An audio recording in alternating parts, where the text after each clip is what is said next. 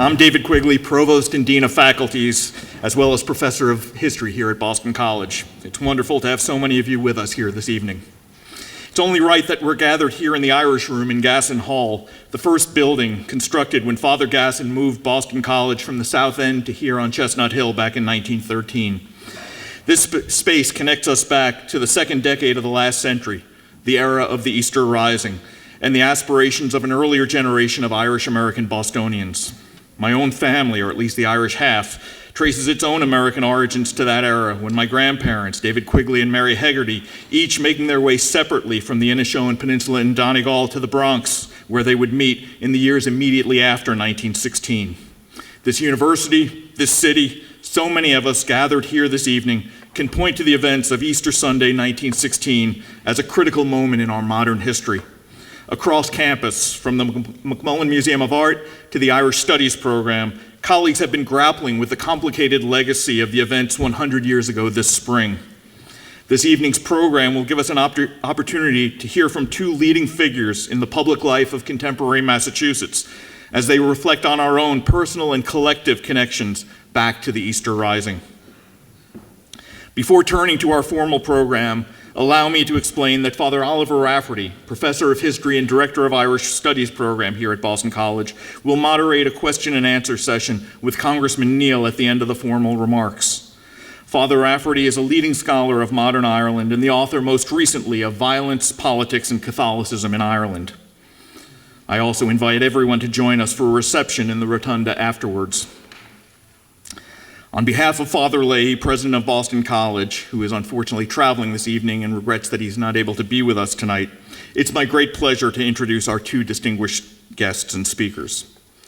Congressman Richard E. Neal represents Springfield and the 1st District in the House of Representatives and was first elected in 1988.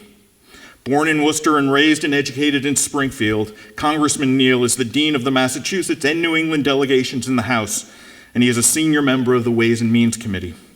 A proud father of 2 Boston College alums, Congressman Neal has, across 3 decades, provided critical leadership around peace and reconciliation in Ireland. As I've learned earlier today, he is also the Democratic leader of the Friends of Ireland caucus. Our first speaker, a proud 2009 graduate of the Woods College of Advancing Studies here at BC, Mayor Martin J. Walsh was elected as the 54th mayor of the city of Boston 3 years ago now in 2013. The son of Irish immigrants from County Galway, Mayor Walsh has been a lifelong advocate for working people in Boston and around the country and really around the world. From his time in Laborers Local 223 to his leadership of the Building and Construction Trades Council and throughout his 16 years in the Massachusetts State House of Representatives. Many of us have been particularly impressed by the mayor's eloquent insistence on connecting the narratives of Boston's Irish, past and present, to the struggles and hopes of more recent immigrant communities. Due to another commitment this evening, Mayor Walsh will need to leave immediately after his remarks, at which time Congressman Neal will take the podium. Please join me in welcoming Mayor Walsh to Boston College.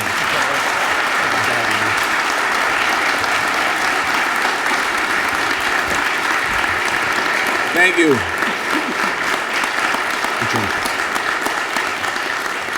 Thank you very much. I want to thank Provost Quigley and everyone here at Boston College. Thank you for that nice introduction. It's great to be back on campus, not going to class. So I used to go to class at night, and it was a long jaunt for me, but thank you. Father Rafferty, thank you, and the Irish Studies for everything that you do. I want to also thank a friend of mine who couldn't be with us tonight. That's Tom Keaty, Vice President of Government and Community Affairs, that could not join us tonight, but I want to thank Tom for his support. Also, welcome the Consul General Fanula Quinlan. Congratulations on your appointment. Where are you? Right here. Congratulations on your appointment last fall. Thank you very much. Great to be here.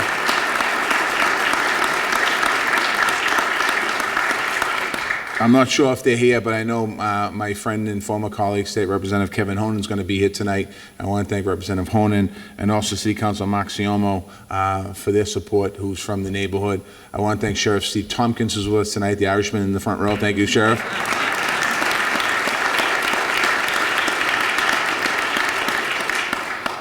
Professor Flagg, my French teacher's here tonight too. Thank you, Professor, for being here with us tonight, and his wife, Margaret. I also want to thank you, Congressman Neal. Thank you for asking me to be part of this special night, but also for everything you've done. You certainly, and thank you for accommodating your schedule to allow me to speak first tonight. But I want to thank the Congressman, first and foremost, for his decades of leadership in United States, U.S. relations with Ireland, and support for social and political progress in Ireland. I spent a lot of time in 2014. I went to Belfast as part of my first trip to foreign trip, I guess, if you will. I went to Ireland, but I went to Belfast. It wasn't my first time in Belfast. It was my second time in Belfast. And while not every issue has been resolved up in Belfast, the progress is incredible. And the optimism is infectious. It's just incredible what's happening in Belfast up now. It's a model for the world how to build peace. When you think about the time that for many decades of generations of young people caught up in the troubles and the turmoil, and then when we were able to sit down in its darkest times, Congressman Neal was there. Congressman Neal was one of the first there, along with Senator George Mitchell, Senator Ted Kennedy, President Clinton, supporting courageous people all across the north of Ireland, and calling on Americans to honor our historic bonds with Ireland. And I want to thank the Congressman for that. And it's so fitting that you are leading us tonight as we honor this historic bond again. So thank you very much by marking this momentous occasion that's fast approaching, the 100th anniversary since the Easter Rising of April 24, 1916. I'm sure there's still some in this room that are more qualified to explain the importance of the Rising. In any case, I want to focus my reflections on what the Rising means to me and my family on a personal level. All of us in the global Irish diaspora has taken pride in Ireland's history. That pride can be taken in many different forms. Just as in Ireland, there are many different ways of being Irish. But one common theme is self-determination. That's what the Rising was all about. Even before the people got behind those real rebels, it ran throughout Ireland's and Irish's history. It was there in the role of a trade union movement, and it was there in the plight of tenant farmers. The desire for self-determination and the ability to control their own destiny is also what so many immigrants are looking for, and have always looked for when they come to America. As the provost mentioned, my parents came to this country in the 50s. My father came to Boston from Ireland nearly 60 years ago in 1956. My mother came in 1959. My father came from a place called Carna, which is in the west coast of Ireland, County Galway, Ireland, and my mother came from a place called Rasmuck, which is in the west of Ireland, and they met here in Boston. You can imagine some of the conversations that we had in our house about the Rising and after the Rising. There was a period in my life where I became a real history buff of the Rising, and to find out, read everything I possibly could. And because we were a Galway family, there was a big lean towards De Valera in my family, my grandparents' family. But as I read history, I seemed to be kind of leaning the Collins way a little bit. And so I used to take the other battle in the house when we used to go on there. And those of you that don't know what I'm talking about, I'm sure the Congressman is going to explain to you in a little bit about that. But it really was a remarkable history of the Irish people when you think about it. And a lot of people don't understand the struggles of the Irish people. But this kept strong ties with home, and they believed in preserving and passing on to their children the culture. And in my family, they spoke Gaelic. They cooked the Irish food. And we often went back as kids to the summertime. My father would send my mother, my brother, and myself back to Connemara for the entire summer. We'd get out of school on a Wednesday, we'd be on a plane on a Friday, and we wouldn't come back until probably the couple days before school started. So I had a lot of opportunity. I also had the great privilege of being an American and also having a living connection to Ireland. I got to experience the unique way that American identity is constantly being revitalized by different cultures from around the world. And that's something, as mayor, I've encouraged all our immigrants to do wherever they come from. And so so it also raised a keen sense of Irish history and a strong pride in Irish independence in me, and wanting to learn more about it. Ireland's long struggle for self-determination was not something we left behind, but a value we brought with us that gave life to our journey. The Easter Rising was one of the historical touchstones for that pride. We felt in connections that many of the leaders had to the United States, and they supported the support they got from their exiled children in America. So really, when you think about what happened in 1916, the connections to the United States of America, and actually the connections to Boston were really, really important. As someone who followed my father into the Union, I also feel the pride in the role of the labor movement and leaders like James Conley. Conley spent several years before the Rising as a labor organizer in the United States of America, including some of the time he spent not far from here in Mission Hill. We should also remember his daughter, Nora Conley, one of the many remarkable women of the Rising. She came to Boston weeks after her father's execution to raise support for Irish independence. She gave a memorable speech at Faneuil Hall on the same stage that I'm privileged to share myself many, many times. And perhaps most personally, I take pride in the fact that Park Pierce developed his ideas about human freedom in my mother's home village of Russmuck in County Galway, Ireland, Connemara. Pierce was a leader of the Rising and one of the great writers and poets. He was the one who read out the proclamation of the Irish Republic on the steps of the GPO, the General Post Office, on that fateful Easter Monday. He was a native of Dublin, but like many people then and now, he went to Connemara to rediscover the Irish culture and language that has been suppressed. The same language that my mother and father brought to this country in the 50s and spoke in our house every single day. He spent many summers there learning from local storytellers, bringing students from Dublin, and writing some of his most important works. They included a famous speech in 1915 when he said, "Ireland unfree shall never be at peace." Pierce's cottage in Russmuck has been restored as a heritage site. I encourage everyone, when you go back, to go and pay a visit. I've spent many summers myself in Russmuck, as I said earlier, and I spent many times walking up that road to Park Pierce's cottage to think about the days before the Rising, how he felt in that cottage.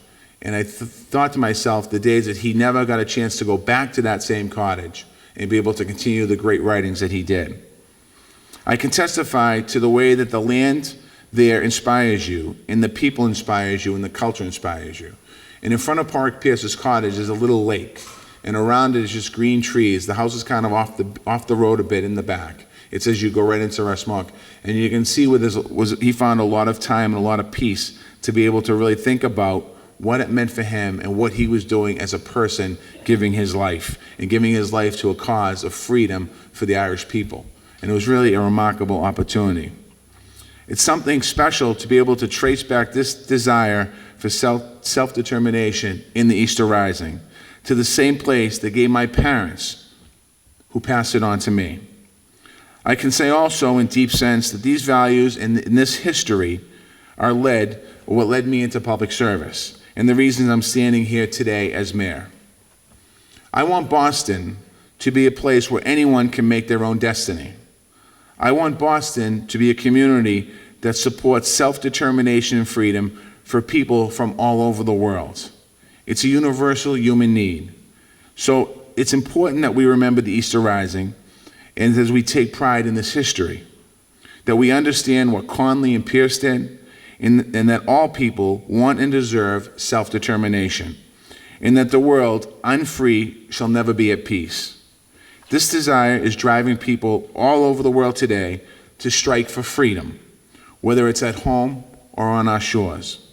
And this history should drive us to support them and welcome them as brothers and sisters.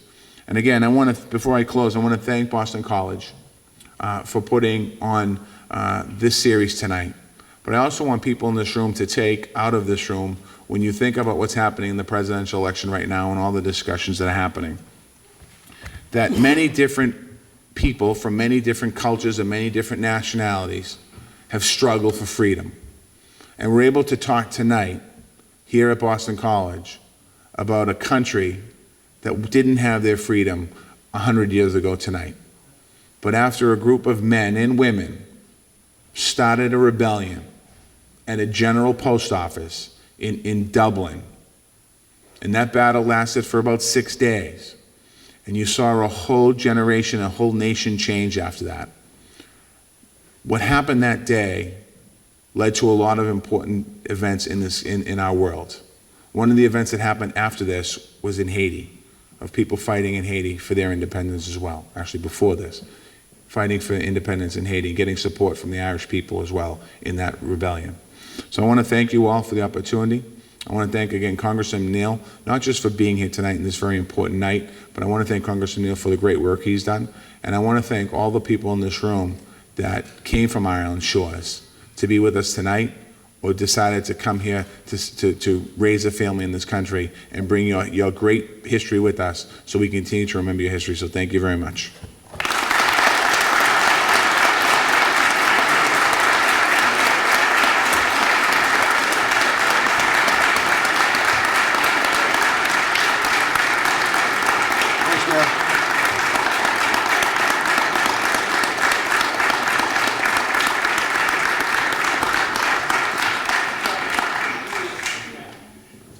I want to thank Mayor Walsh for his always gracious reception and the kind manner in which he always welcomes me to this great city of Boston, and for his fine comments this evening, to acknowledge the invitation of Boston College and Provost Quigley, Father Rafferty, the good work that he continues to do. We're always fortunate here in America that the rest of the world sends their best, and Fanula Quinlan is, I think, an example of the best coming to America, as we will note this evening.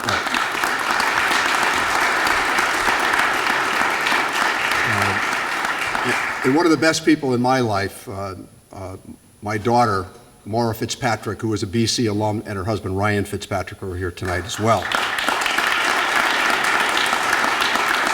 So, Mayor Walsh was able to speak of the Sheriff of Suffolk County, but I have a chance to speak about the Sheriff of Hampden County, Michael Ash, my pal.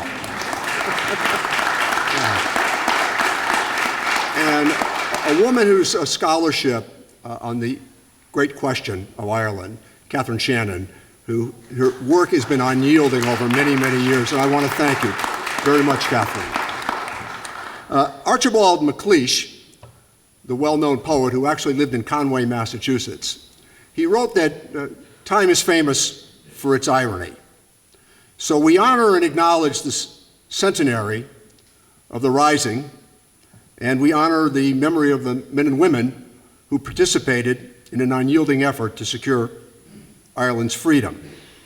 But let me just for a couple of moments recreate the events on that fateful morning in 1916. Shortly after noon on Easter Sunday, the assembly began, where centuries of hostility and subjugation in 6 days would collide with the arc of Irish history in front of the General Post Office in Dublin.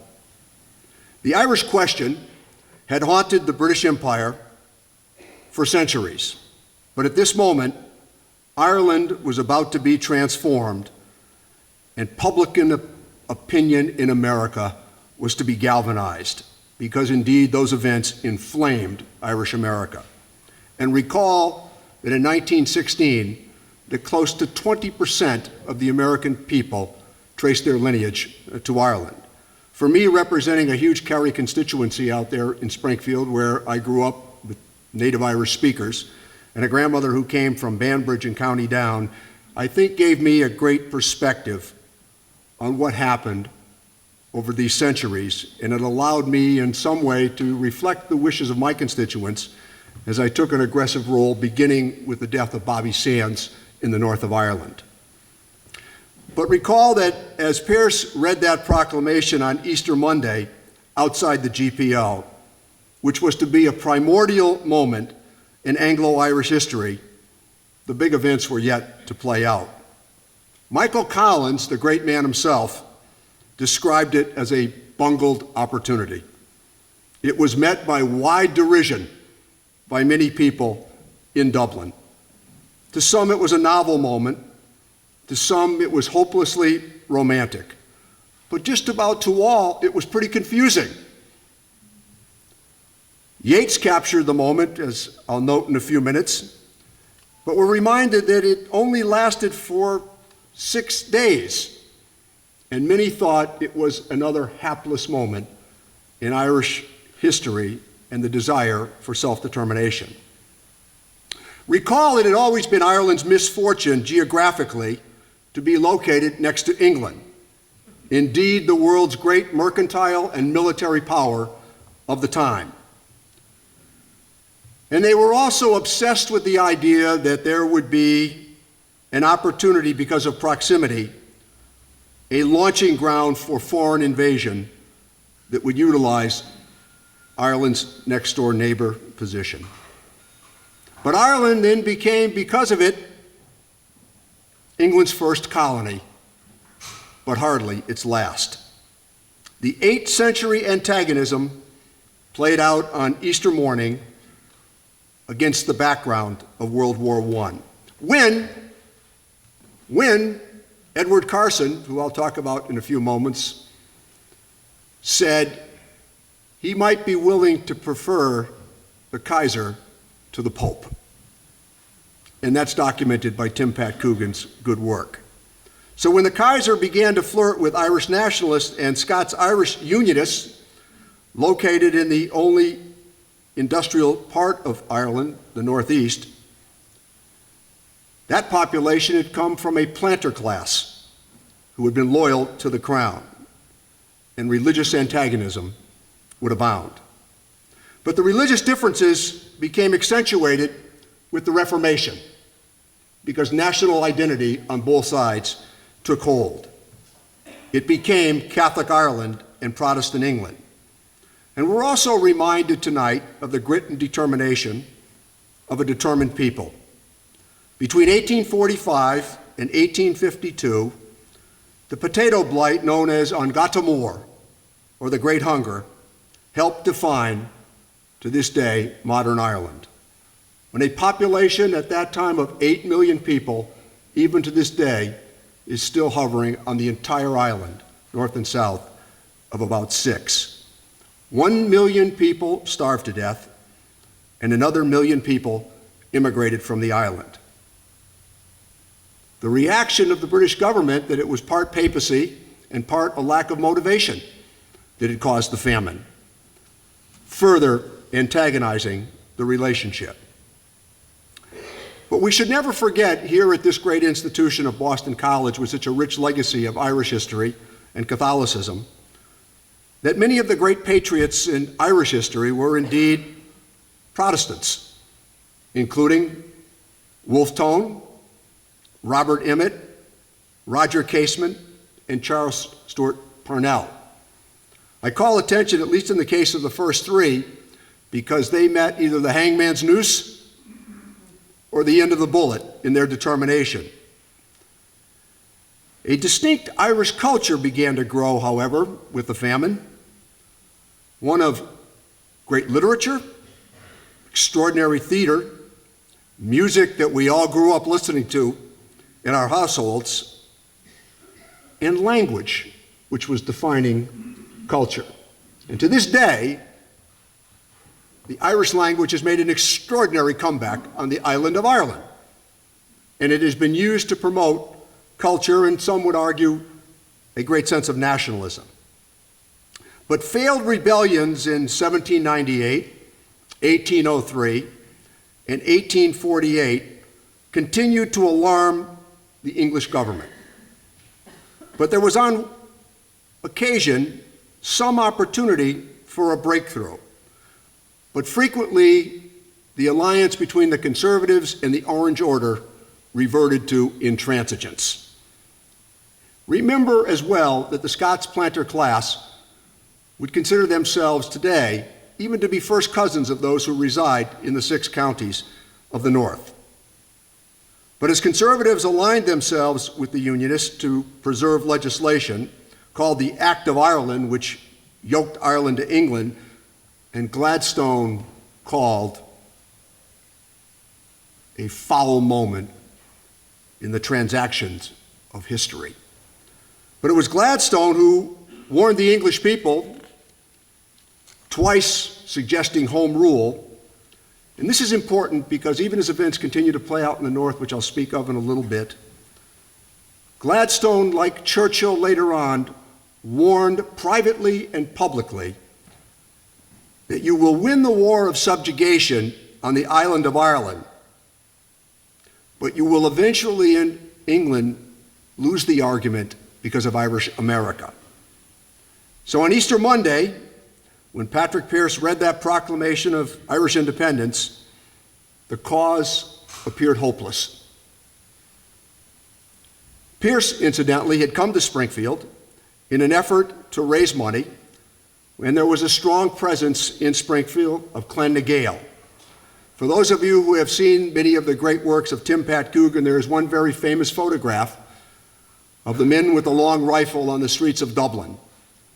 One of those men was Robert Fitzgerald, who I knew, who lived in the Hungry Hill section of the city, and on Easter Sunday, as a young man, faithfully was I able to attend commemorations held at the John Boyle O'Reilly Club, where Clan na Gael acknowledged that fateful moment.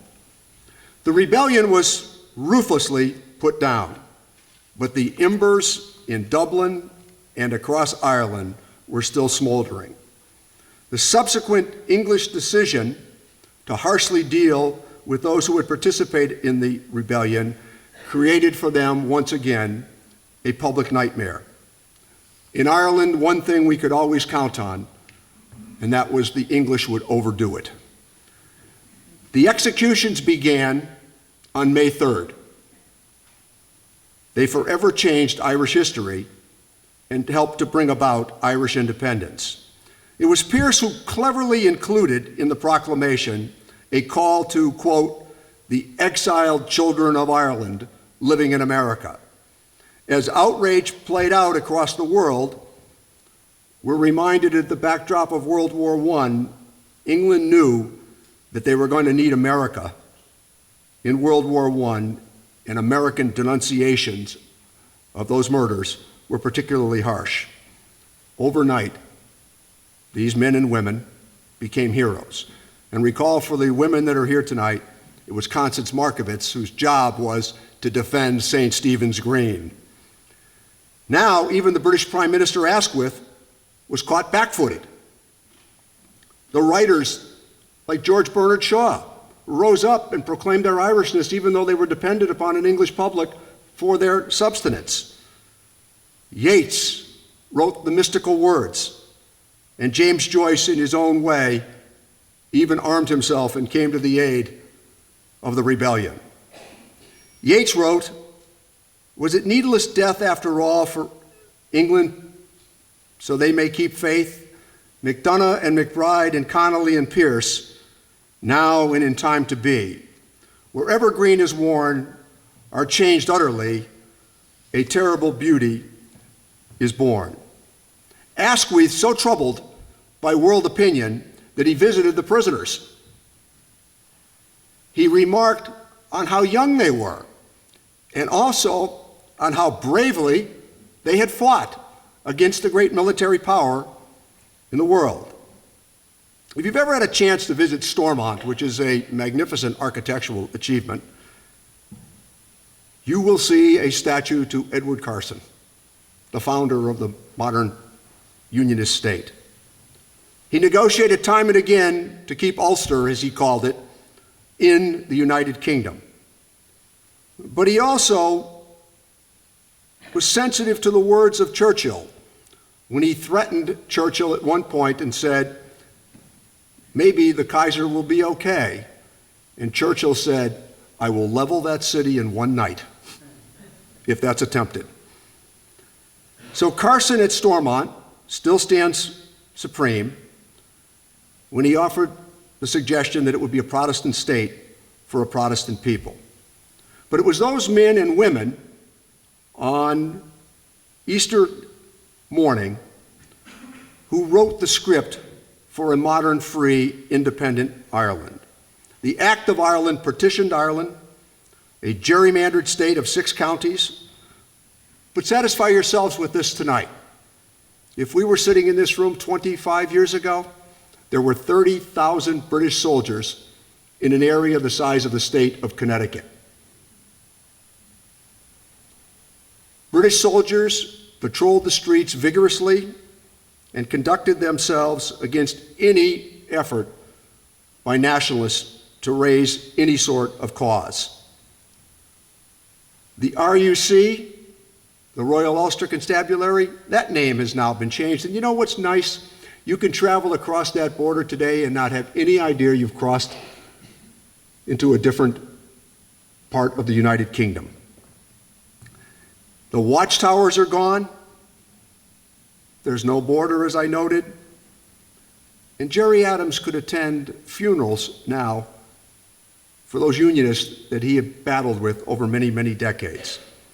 So tonight, we celebrate the achievement of our eldest grievance, what had happened in those days. And I would encourage all of you, if there's a chance as we celebrate this very important moment of Irish independence, if you can read the words that were offered from the cells of those men who were about to face the executioner, they never wavered.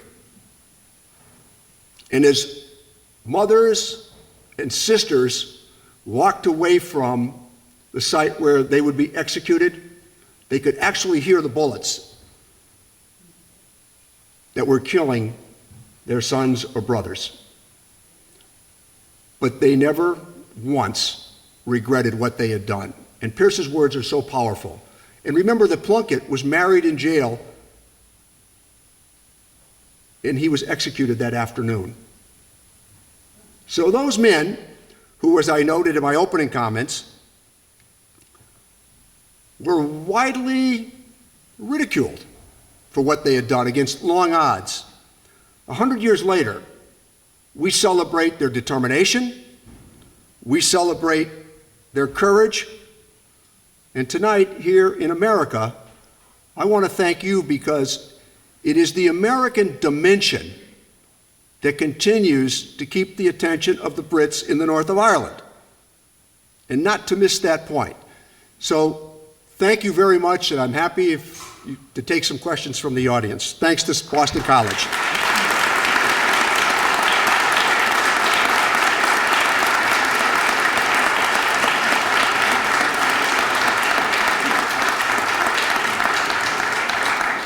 Father?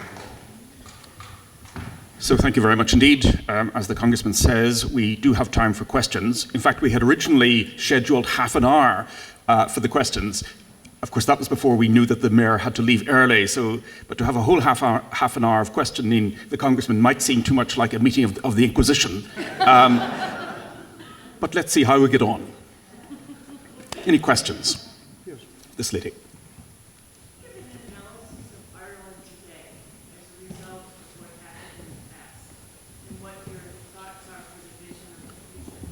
I hope everyone could hear that question.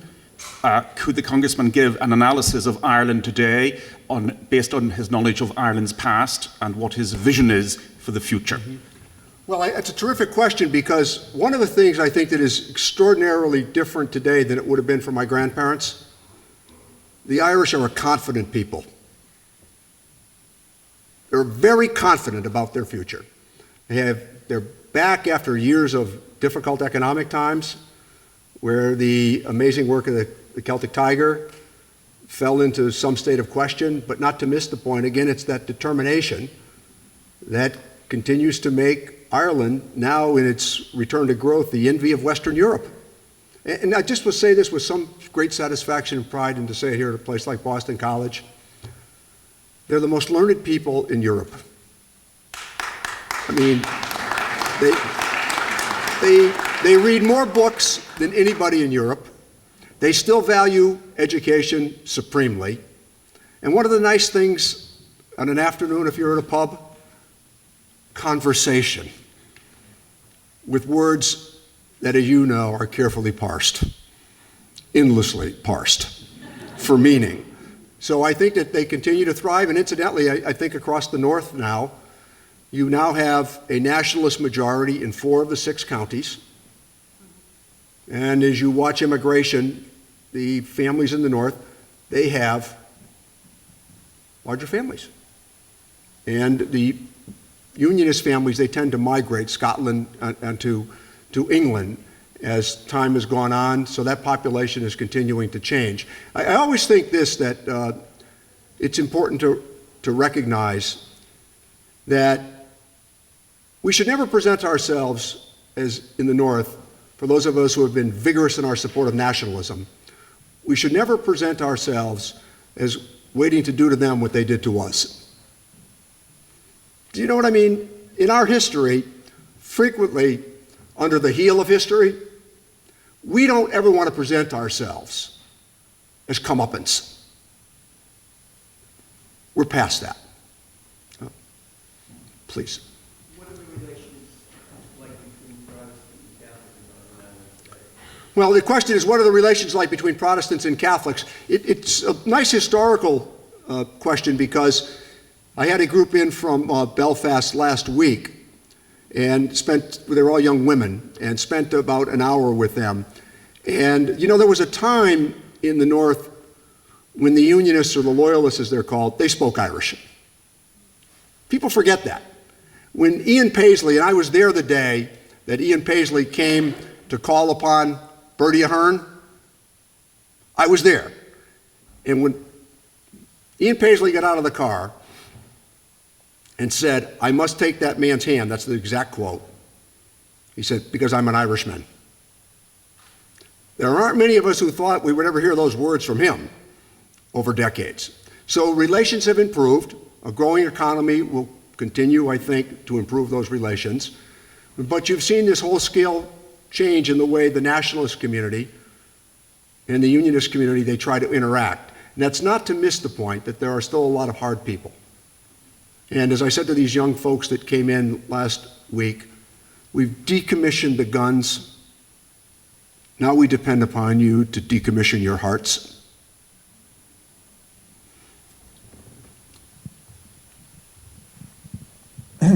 Palestinians are undertaking their own uprising now, the third intifada in 30 years, seeking their self-determination and freedom from Israeli occupation. That's gone on almost 50 years. Why is the U.S. Congress providing financial and political support to Israel's occupation, and why did you, in the summer of 2014, co-sponsor a resolution in the House, number 107, endorsing Israel's massacre in Gaza?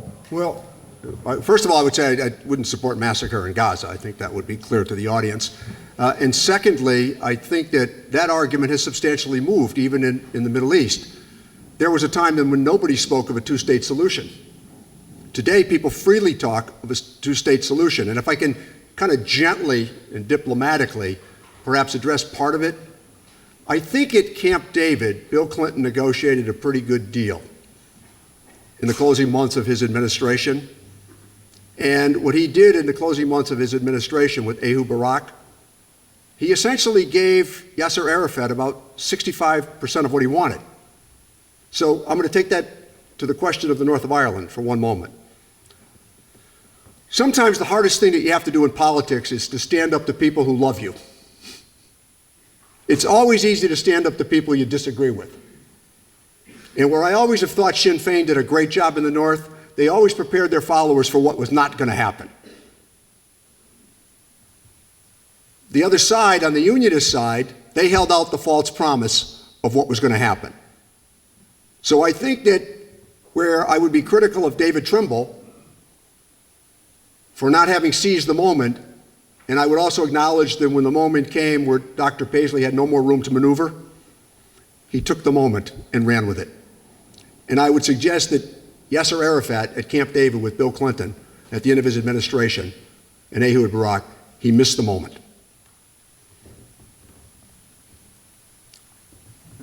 If you hold on a second, there's a microphone. There you are. Sorry, if you take the microphone just behind you. Would you predict how Sinn Féin will do in the election this week? I can't predict. I was talking with Fanula earlier, and we were trying to kind of, I was riveted on her responses, but she was trying to figure out who was where, and it looks as though, just based on the polling, which we all know in America hasn't gone very well this year, but it strikes me that Sinn Féin is probably in that 17 to 22% voting pattern. And can I take you to a little bit longer, because Father might allow me? Back to that point that the gentleman made in the back. When John Hume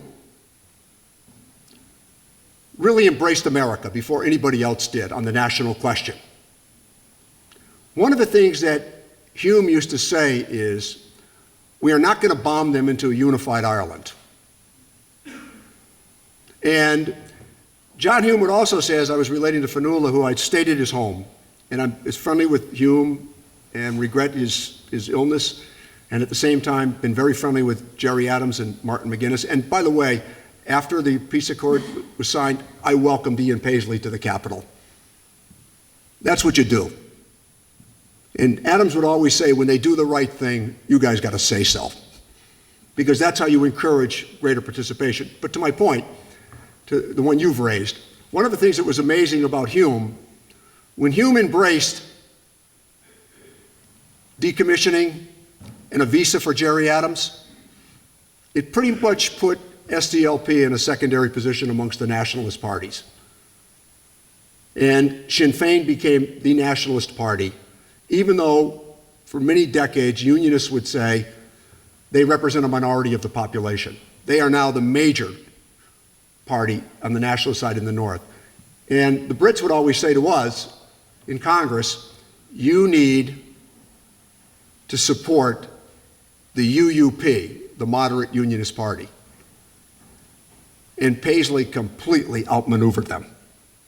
So David Trimble sits in the House of Lords today, but the DUP, Peter Robertson, they are the ones that make those determinations. My hunch is Adams is going to do pretty well. They're very good at the on-the-ground politics. You know, for those of us in America, I might point this out to you. It would be like Boston, Chicago, Springfield. They were very good at delivering for constituents on the ground. Do you know? And it makes a difference in politics because people are willing to overlook differences they have with you if you're securing benefits for them as you move along. So my anticipation is that both sides have denied there's any chance that Sinn Féin's going to sit in government with the two major parties. And anybody who read Jerry Adams' comments in the last 24 hours, he's insisting he's up for grabs. Yes. How do you feel London will react to the centenary? And will they accept responsibility for their protracted pogrom of the Irish people over 3 centuries? Well, that's a great question. How will the British react? I want to tell you, as a young man joining Congress in '88, which for some of you here was before you were born, 3 guys in the House delegation boycotted Queen Elizabeth's speech to Congress. Myself, Brian Donnelly, and Joe Kennedy. We refused to attend, and we were widely ridiculed by editorial writers here in the city of Boston, incidentally. And I wrote a very harsh op-ed piece at the time about the Queen's visit. And when the Queen visited Dublin, got off the plane with Kelly Green, and said at the Wall of Remembrance, we all wish that some things had been done differently, or not at all. That doesn't heal all of history, but again, when they say the right thing, so I think they're probably going to be a bit reluctant to participate, and I think that you can see with the DUP and the UUP, they're kind of now being embarrassed into participating in the North. They almost have to. Because how can you turn your back on this extraordinary moment? The centenary. So good question. I mean, I also think that I can't tell you what this was like 30 years ago with British prime ministers and British ambassadors on Capitol Hill. I can't describe how harsh these meetings were. We would be regularly invited to the British Embassy, and I can't tell you how stormy it would get during these dinners. And one of the British ambassadors, you'll like this, myself and Peter King and a couple of others were really haranguing them. And we kept talking about the English this and the English that. And the ambassador lit a cigarette and he said, Congressman, you got to remember something. I'm a Scot. We don't care much for them either.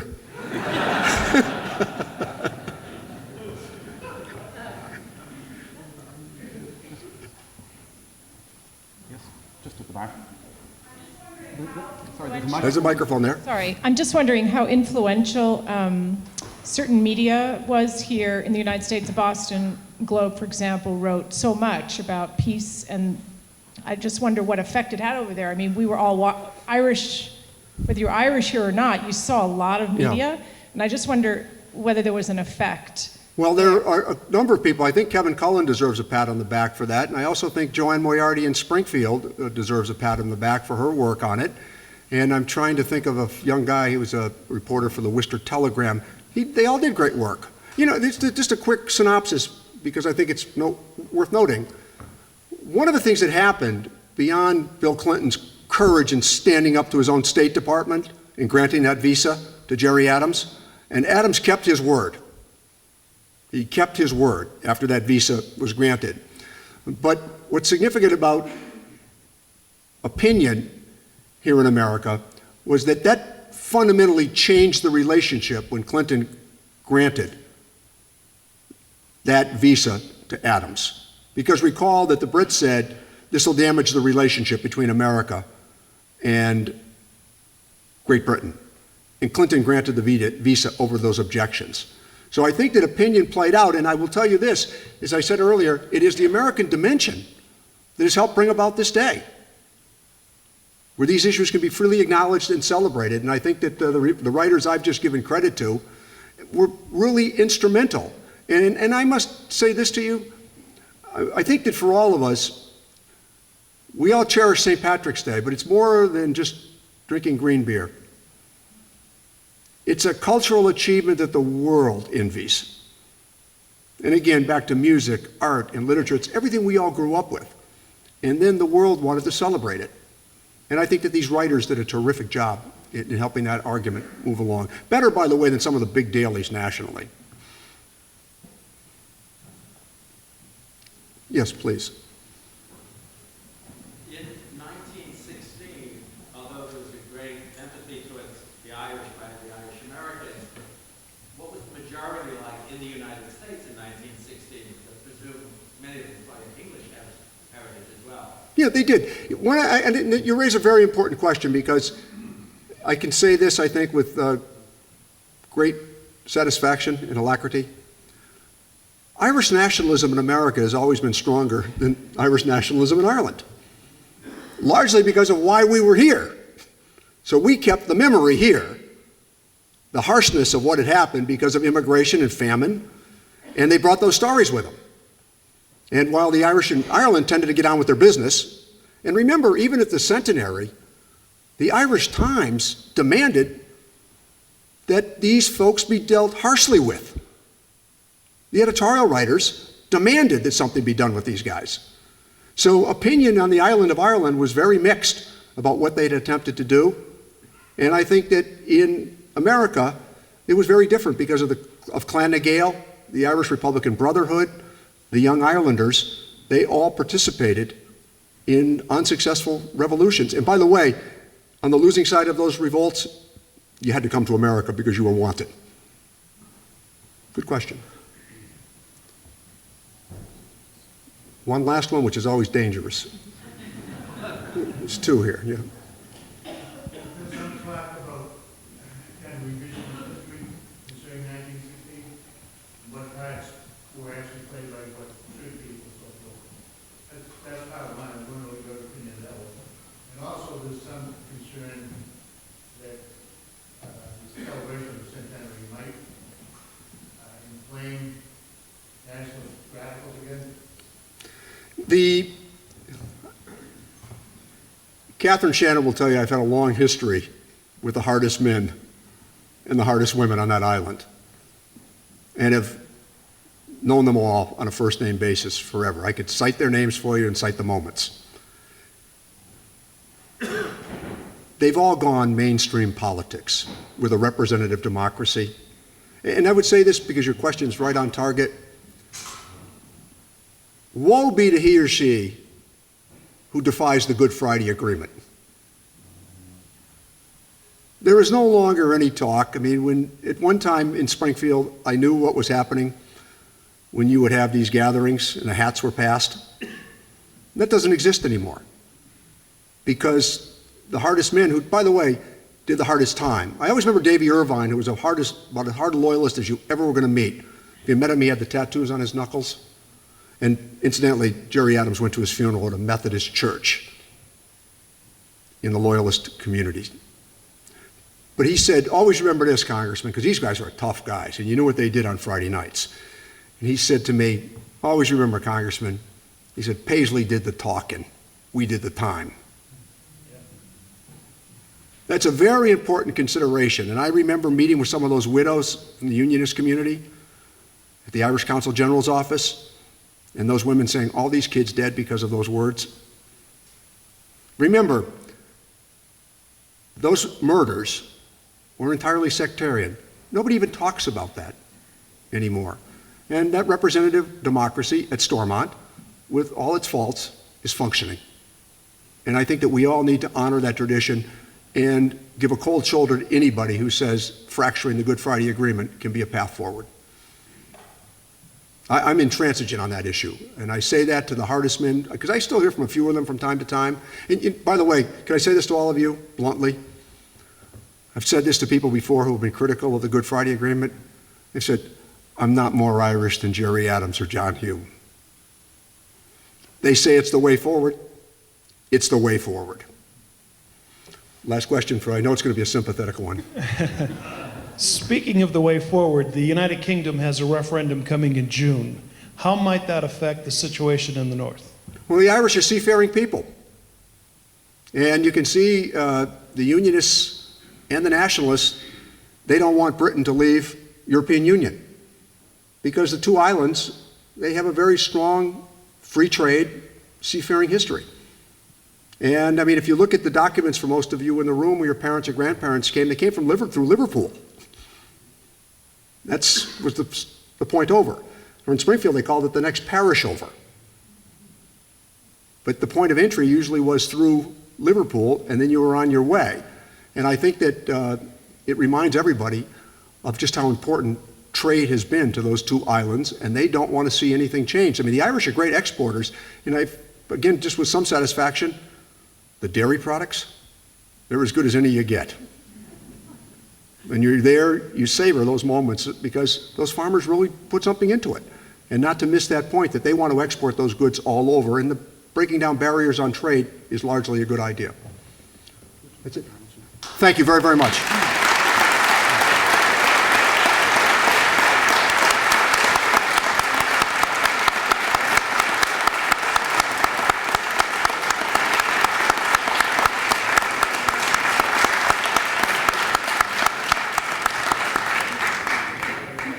So just before my formal speech of thanks, I'd like to comment on a question raised earlier about how the British are going to react to the centenary of the Rising. Well, first of all, I don't know, but we are going to have a conference here at Boston College from the 18th to the 20th of March on the Rising, and as part of that, the Consul General of Ireland and the Consul General of Britain have both decided they're going to fund a reception for us on the Saturday night. So please come and raise a glass, paid for partly by the British, in memory of the 1916 Rising. So it falls to me to thank Congressman Neal and Mayor Walsh for sharing this evening their respective reflections on the Easter Rising of 1916. The Proclamation of Independence, as we know, and as the Congressman told us, was read by Patrick Pearse at noon on Easter Monday, April the 24th, outside the GPO. Pearse, again, as the Congressman told us, alluded to the fact that the Rising had support from Ireland's exiled children in America. That support has been consistent over the years. President de Valera, as he then was, of the Irish Republic, raised $5.5 million in the United States in the period June 1919 to December 1920. There were countless other ways in which those exiled children helped Ireland over the next 9 decades. It was therefore altogether appropriate that we have listened today to the descendants of Ireland's exiles in the person of the Congressman and of the Mayor.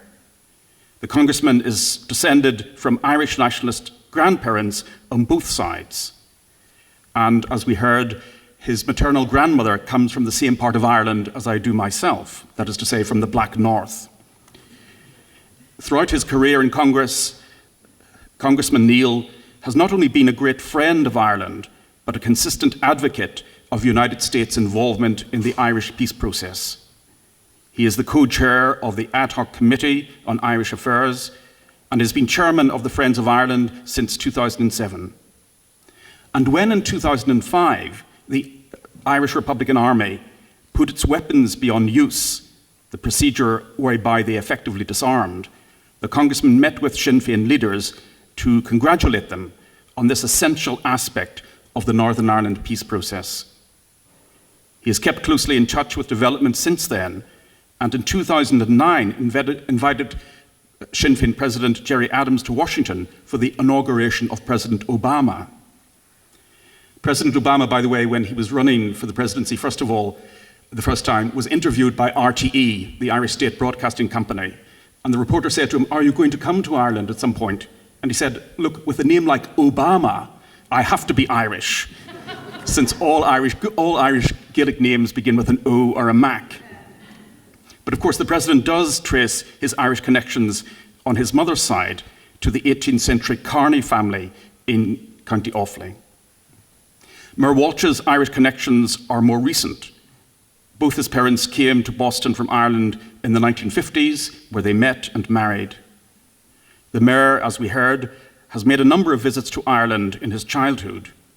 He grew up speaking Irish, and when he visited Ireland in 2014, gave 2 speeches in the Irish language. Not many Irish politicians could do that, I assure you.